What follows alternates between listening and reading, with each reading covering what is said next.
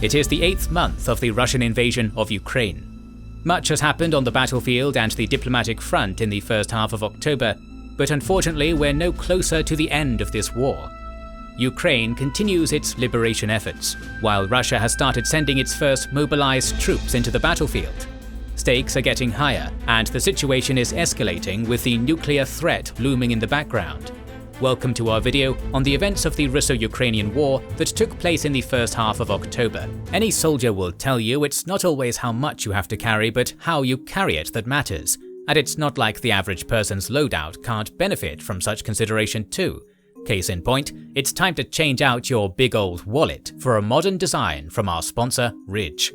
Their designs hugely reduce the size of what you need to carry day to day, giving you a sleek and stylish wallet that's not only smaller than even the smallest wallet we had, but it comes with a lifetime guarantee. It's made from military-grade materials and built to last, so you'll never need to buy another wallet again. There's space for 12 cards, and there's a band and clip system to attach cash to the side as well. It all comes in over 30 colours, it's got over 50,000 5-star reviews, offers a 45-day money-back guarantee if you change your mind, comes packed with replacement components, and has RFID blockers to fight digital thieves. Upgrade today and never look back, or help someone else out by gifting it, especially with the holidays coming along. Get a Ridge wallet with a discount by using our link in the description and coupon code KINGSANDGENERALS for 10% off. In our previous video, we described the Ukrainian advance east of the River Oskil.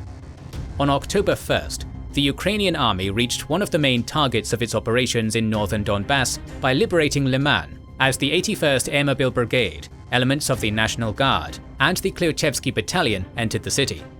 Russia also lost Yampil, Stavki, Zarechna, Torska, and several other settlements in this direction.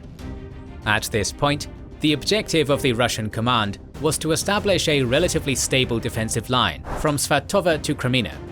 The loss of Svatove would mean the loss of a critical logistical line in North Donbass, and the liberation of Crimean would increase the threat on the Severodonetsk-Lysychansk agglomeration, which Russia lost many men and equipment capturing. Russia retaliated for its losses with a missile strike on Kharkiv, which took the lives of 24 people. Russian setbacks since September have caused significant discontent in the elite as well. The Chechen leader, Ramzan Kadyrov, heavily criticized the commander of the Central Military District, General Lapin, for the Russian losses on this front, and accused the Chief of Staff, General Valery Gerasimov, of protecting Lapin. The oligarch and owner of the Wagner Group, Yevgeny Prigozhin, supported Kadyrov. Both Prigozhin and Kadyrov have armed groups, and they have been among the most vocal supporters of the invasion, and consistently urged Putin to escalate in Ukraine. It seems like there is some fight for power and status between the Ministry of Defense on one side and Kadyrov and Prigozhin on the other. On October 7th, the Washington Post published a story claiming that a member of Putin's inner circle criticized him personally for military setbacks in Ukraine. Around the same time, several Russian military bloggers theorized that cracks were forming in the Russian elite as pro-war and pro-peace groups developed in the Kremlin. Prigozhin and Kadyrov are prominent members of the pro-war faction who intend to discredit the Russian military command and strengthen their political positions through their actions in Ukraine. The pro-peace group consists of Russian officials who want a negotiated settlement with the West to avoid losing their assets and links with the West. We don't have sufficient information about internal processes in the Russian elite. Still, it is noteworthy that following Kadyrov's and Prigozhin's criticism, drastic changes were made in command of the Russian occupation force in Ukraine. In early October, it was reported that Lieutenant General Roman Berezhnikov replaced Colonel General Alexander Zhiravlev as the commander of the Western Military District, while Lieutenant General Rustam Muradov became the commander of the Eastern Military District instead of Colonel General Alexander Chaiko.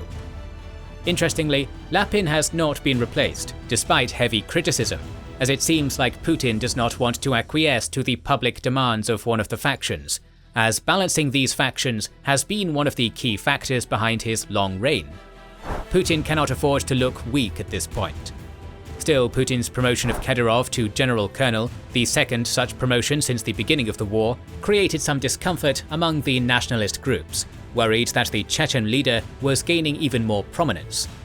At the same time, Putin also understood the gravity of his military situation in Ukraine and changed the overall commander of the Russian invasion of Ukraine. General Sergei Surovikin, known for his brutal targeting of civilians in Syria, was appointed to this position on October 8th. Very soon, he started implementing his usual tactics in Ukraine, and we'll talk about it in a bit. But for now, let's go back to describing the developments on the North Donbass front. Following the liberation of Liman, the Russian withdrawal along the front continued.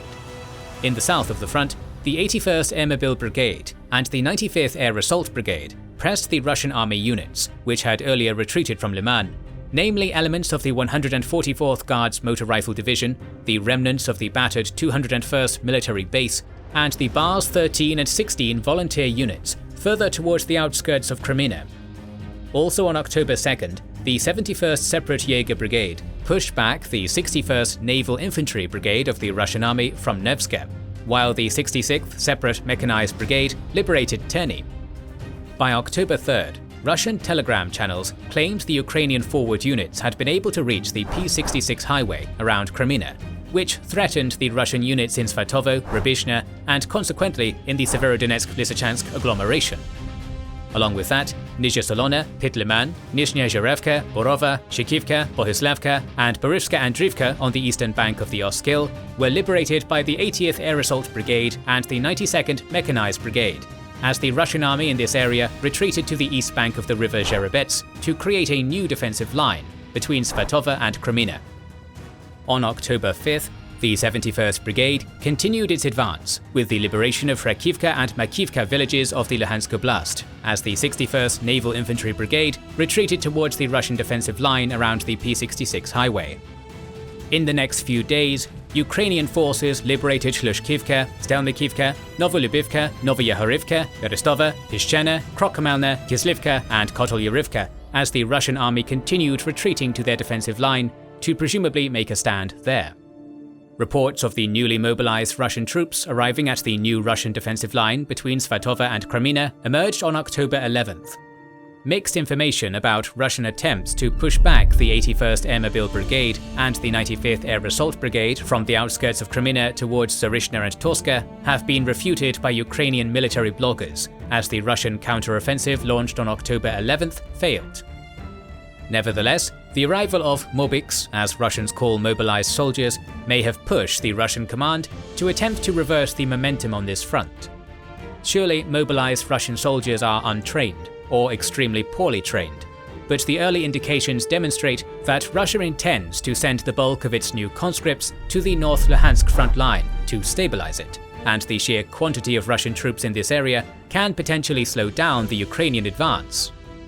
As of October 16th, Ukraine has been advancing towards Svatova from 3 directions. The Ukrainian command intends to capture this town before the number of mobilized troops becomes a problem. For now, mobiks and the remnants of the Russian army routed in the Kharkiv Oblast are the best hope for Russia to prevent the Ukrainian advance on Svatova and eventually Starobilsk, which, as we noted before, are critical logistical hubs for the Russian military presence in North Donbass. Losing them would mean that Russia would have to supply its troops in Donbass via a much longer route, from the MO4 and E40 highways and railroads along them, which would only exacerbate the Russian supply problem, which could potentially become a heavy blow for the whole Russian occupation campaign in Ukraine by becoming a massive problem for the Russian group in the Severodonetsk-Lysychansk agglomeration, putting Russian control over vast lands north of the city of Luhansk under serious threat. We must mention that both the Wagner mercenaries and LDNR separatists started constructing a line of World War-style trenches in the Hirska Zolota area, which is currently 20 kilometers from the front. This raised some eyebrows, as this is the only general area where Russian forces have any momentum, and the Ukrainian advance is happening elsewhere. The Russians also experienced severe problems on the Kherson front, where the battles intensified. On October 2nd, Ukraine breached Russian lines along the right bank of the river Dnipro and forced them to retreat up to 30 kilometers south. The Ukrainian 60th Brigade capitalized on the fact that the Russian 98th Guards Airborne Division was pulled out for rotation and cut through the understaffed 80th Motor Rifle Brigade.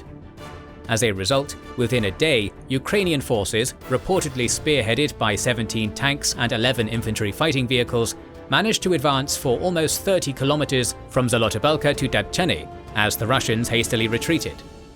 To the west of Datchany, Kreshchenivka, Shevchenivka and Lyubimivka were also liberated.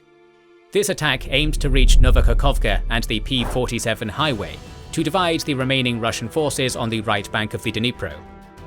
The 35th and the 36th Naval Infantry Brigades of Ukraine were not able to achieve similar success around Davydiv Brid initially, but they finally managed to defeat the Russian units in the area, as on October 4th, Ukraine broke through the Russian defences in Davydiv Brid, liberating this long-contested Russian stronghold in the area, along with Velika Alexandrivka and Mala Alexandrivka. The Russian retreat along the Dnipro continued as they blew a road bridge in the area to delay the Ukrainian advance. The long front line in the Kherson Oblast, sparsely manned by the Russian units, was tough to defend for the Russian army, suffering from diminishing manpower, and as their defences had been breached, they decided to drop back and establish a narrower front line, roughly going along Brskniska, Borozenska, Milovo. The liberation of Datchany means that Chaplinka, which Russia used extensively as an airbase and logistical hub, is now in range of the HIMARS missiles. Russian defences in North Luhansk and Kherson Oblast had to rely on establishing strongholds in towns and villages, since Russia simply did not have enough men to defend the whole front line properly. Such strongholds are vulnerable to flanking and attacks from the rear, which the Ukrainian army took advantage of. Some Ukrainian commentators have criticized the Ukrainian command for not pursuing the routed Russian units, and hence deepening their advance, as instead they preferred to mop up villages and settlements on the way to prevent any surprises. The Ukrainian leadership probably chose this tactic not to overextend its supply lines, but this has allowed the Russian army to build some defensive fortifications on their next line of defense.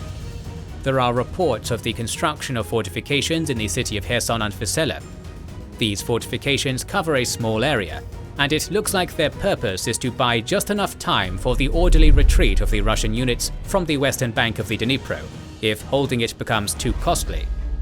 On October 9th and 14th, Russia attempted to counterattack Ternovy-Pody, Novokamyanka and Sukhi-Stavok, but this attempt was repulsed.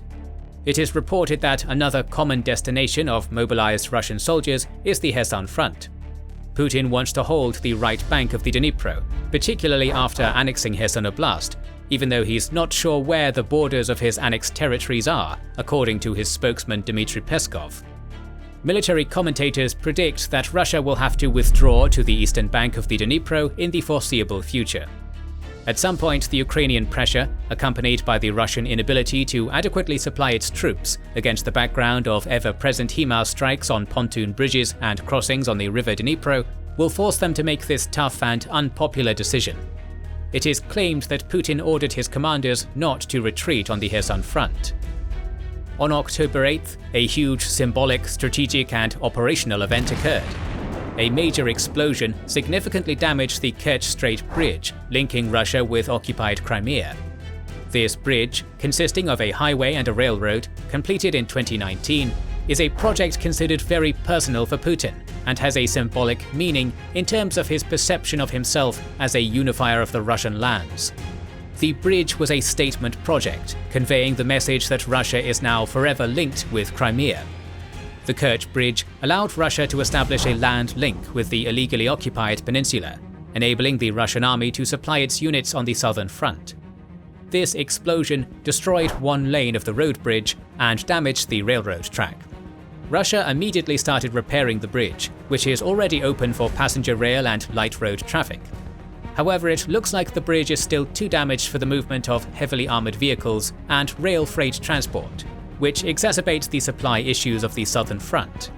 There is another railway and highway connecting Russia to the occupied Kherson Oblast, but the Melitopol-Tokmak railway is too close to the Zaporizhzhian front, and the road connecting Mariupol to Kherson is of lower quality. The damage to the Kerch Bridge will likely cause delays in Russian logistics, as the government intends to complete the repairs by July 2023. There have been different explanations for this explosion. The most common version, corroborated by footage of the incident, is that a truck carrying explosives exploded on the bridge and caused the explosion of 7 fuel tanks moving on the railroad at this point. Unmanned kamikaze boats and missile strikes are among other versions. Whatever the cause, the blast was received very differently by either side. Ukraine did not officially claim responsibility, but some officials openly celebrated the damage to the Kerch Bridge. Some have speculated that the explosion was caused by internal fighting in the Kremlin, possibly to sow more seeds of suspicion within Russian ranks. The Russian reaction was disbelief and anger. After all, the Kremlin guaranteed the security of the bridge on numerous occasions, but failed to protect it from what looks like an ingenious operation of Ukrainian intelligence. At first, Russia did not officially blame Ukraine and opened an investigation, which predictably concluded that Ukraine was behind this attack. It is essential to mention that the commentators claiming that Ukraine committed a terror attack are wrong. The bridge was used for military logistics, and as such was a valid military target, even though civilian casualties occurred. Russia retaliated with a series of strikes on Ukrainian civilian infrastructure, lasting several days. It was arguably the biggest such attack since the early days of the war. On October 9th to 11th, 6 missiles hit several apartment blocks in Zaporizhzhia, killing dozens. This was followed by an airstrike on targets in 16 different cities in Ukraine. Russia launched 83 missiles and 24 drones, according to Ukrainian command. Ukraine managed to shoot down 43 missiles and 13 drones, but Russia still inflicted significant damage on Ukrainian infrastructure in Kyiv, Kharkiv, Dnipro, Lviv, Ternopil, Zhytomyr, Kremenchuk, and other cities. At least 11 civilians were killed in this attack, which seemingly had little to no military significance, as Russia wasted its limited precision missile and drone stockpiles to damage Ukrainian energy and heating infrastructure, parks, playgrounds, residential buildings, a German consulate, and the pedestrian Klitschko Bridge in Kyiv. For several days, Russia continued its airstrikes, using Kh-101 and Kh-55 Iskander missiles and Shahed-136 drones supplied by Iran. These retaliatory airstrikes aimed to break the resolve of the Ukrainian people to fight, damage their morale, and cause problems with power and heating for ordinary Ukrainians. Surovikin, notorious for destroying Aleppo in the Syrian war, was putting his stamp on the Russian invasion using similar tactics. But this was an ineffective use of precision missiles. There is no indication that these airstrikes have broken the Ukrainian will to fight. On the contrary, it has made them angrier. Ukraine has responded by striking the energy infrastructure of Belgorod, along with targeting Russian ammunition depots stationed in the region. The Russian reserves of precious precision missiles have further decreased. According to the Ukrainian Defense Minister, Alexei Reznikov, Russia has used 1,235 out of 1,844 Iskander, Kalibr, and air-launched cruise missiles since the start of the war. Production of such missiles takes time, and sanctions imposed on Russia may impact further production. Moreover, this attack has prompted the Western coalition to provide more air defense systems to Ukraine.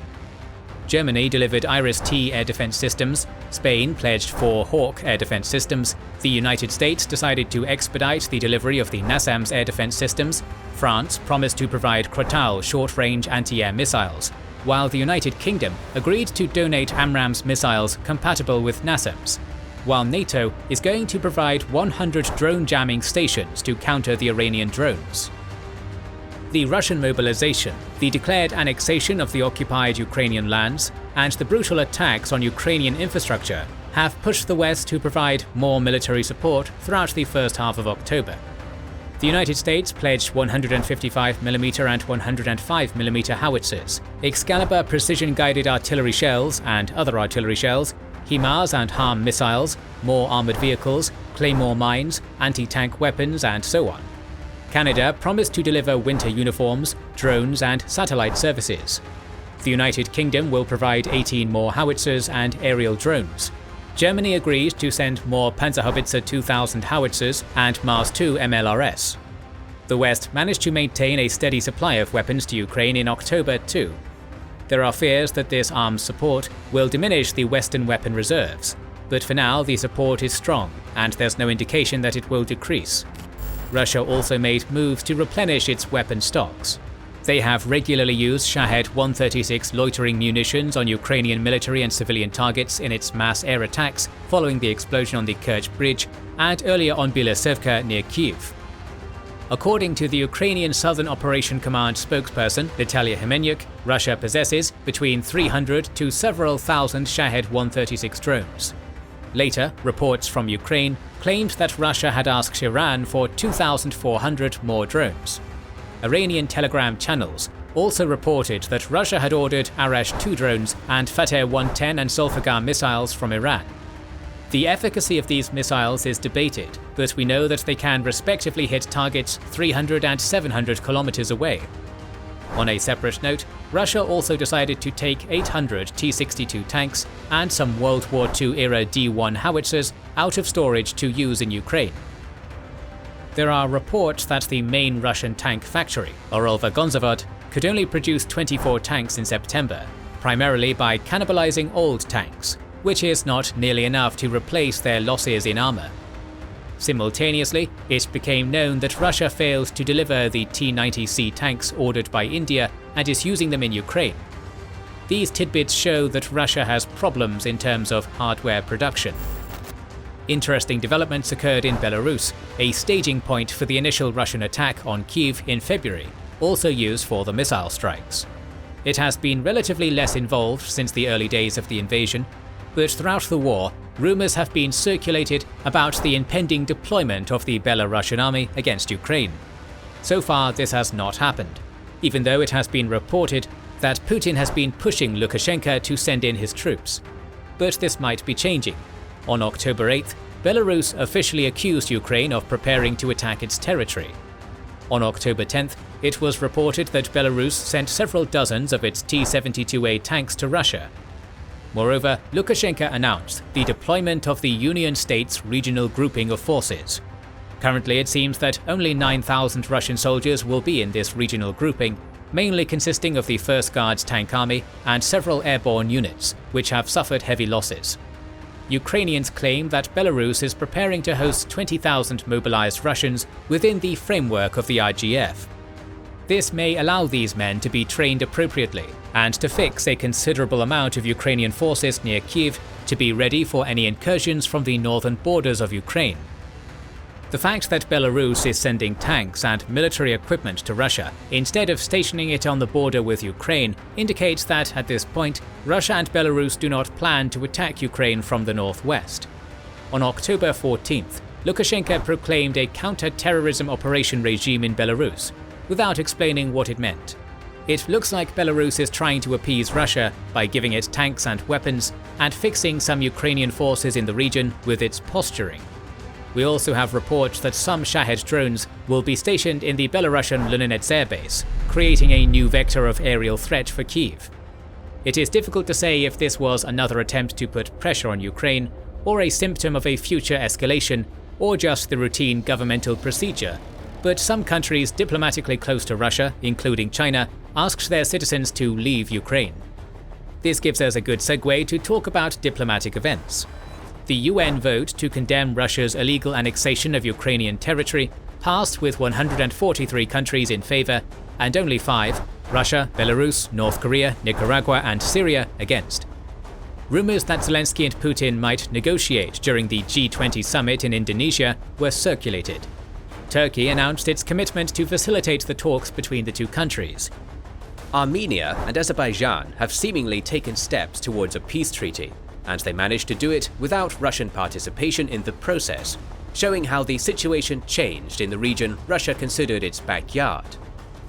Simultaneously, the Organization of Petroleum Exporting Countries decided to decrease oil production amid the price drop of the commodity. We also learned that the US has intensified negotiations with Venezuela to normalize relations and get more of the Venezuelan oil to the international markets to keep prices stable. China's lukewarm support of Russia continued, but their officials also stated that any nuclear escalation is unacceptable. Not much changed on the Zaporizhzhia and Donbass fronts. In Zaporizhzhia, sides continued artillery battles without any significant movement. In Donbass, Russia went on with its frontal assaults on Bakhmut and Soledar. Reports of attacks by the Wagner and DPR units on this line emerged on October 3rd, 4th, 5th, 7th, 9th, 10th, 13th and 14th. The 93rd Mechanized Brigade continued its defense against Russian attacks, which were heavily taxing for both sides. For the first time in a while, Russia managed some advances by occupying Mykolaiivka Druha, Zaitsevo and Vesela Dolina. The DPR separatist forces claimed they took control of both Opytna, which the Ukrainians have denied, and Ivanhrad. It is an interesting wrinkle that Prigozhin denied the DPR claim, stating that battles near Ivanhrad were going on, while the Wagner Group captured Opytna single-handedly. In the first half of October, Ukraine maintained its momentum by advancing on two different fronts. Russia is hastily sending in Mobics to bolster its thinly manned defensive lines. However, the conduct of mobilization continued to be criticized in Russia. Putin stated that the Ministry of Defense did not make timely changes to the legal framework on the list of those who are not subject to mobilization. Adjustments have to be made. While the chairperson of the Russian State Duma Defense Committee, Andrei Kotopilov, called upon the Russian Ministry of Defense to stop lying. It is quite a heavy accusation, showing the Russian elite's frustration.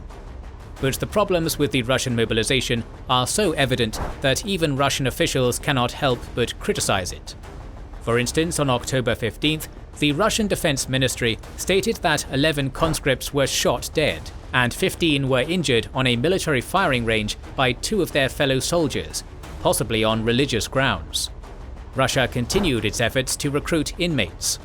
According to the Russian human rights organization Sitting Russia, sitting is a slang term for spending time in prison, Gulagu.net and the Foundation for the Rights of Inmates, at least 15,130 inmates have been deployed in Ukraine. 700,000 Russians have already fled their country since mobilization was declared, according to Forbes' Russia report of October 4th. Other reports claim that the number is higher than 1 million at this point. Russia may claim that the mobilization is partial, but the events on the ground show that it will continue indefinitely. Training, supply and command of the Mobics remained a big problem for the Russian army. Tens of thousands are already on the front lines with no training, hundreds dead or captured. The United States continued asserting that there are no indications of Russia preparing for a nuclear strike, but the tension is still there. This tension presumably pushed Elon Musk to suggest his peace proposal, which asks Ukraine to accept the annexation of Crimea by Russia and hold referendums in 4 occupied oblasts of Ukraine, supervised by international monitors. This caused an angry response from many Ukrainian officials. The American political scientist Ian Bremmer accused Musk of making this suggestion after talking to Putin, which Musk vehemently denied. This story developed with reports of SpaceX asking the Pentagon to pay for the use of Starlink in Ukraine. But whether it was due to the reports of the federal investigation of Musk's attempted controversial Twitter purchase or some other reasons, on October 15th, Elon Musk made a U-turn and agreed to continue supporting Ukraine with Starlink. It is good news for Ukraine, as Starlink is a crucial component of the communication system of the Ukrainian army. Now let's talk about the losses the sides have endured.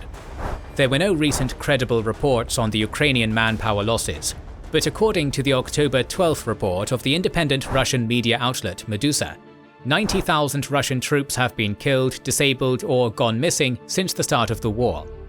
Medusa's report is claimed to be based on an FSB source. By October 16th, the visually confirmed losses of the sides, according to the Oryx blog, are as follows. For Russia, they are 1,342 tanks, 2,773 vehicles, 169 command posts and communication stations, 23 heavy mortars, 414 artillery pieces and vehicles, 137 multiple rocket launchers, 62 aircraft, 53 helicopters, and 138 drones. On the Ukrainian side, the visually confirmed equipment losses are the following: 298 tanks, 778 vehicles, 7 command posts and communication stations, 127 artillery pieces and vehicles, 25 multiple rocket launchers, 52 aircraft, 15 helicopters, and 38 drones. We're going to continue covering the illegal and unprovoked Russian invasion of Ukraine in the coming weeks, so make sure to subscribe and press the bell button to see it. Please consider liking, commenting, and sharing. It helps us immensely. Our videos would be impossible to produce without our kind patrons and YouTube channel members, whose ranks you can join via the links down in the description to know our schedule, get early access to our videos, access our Discord, and much more. This is the Kings and Generals channel, and we will catch you on the next one.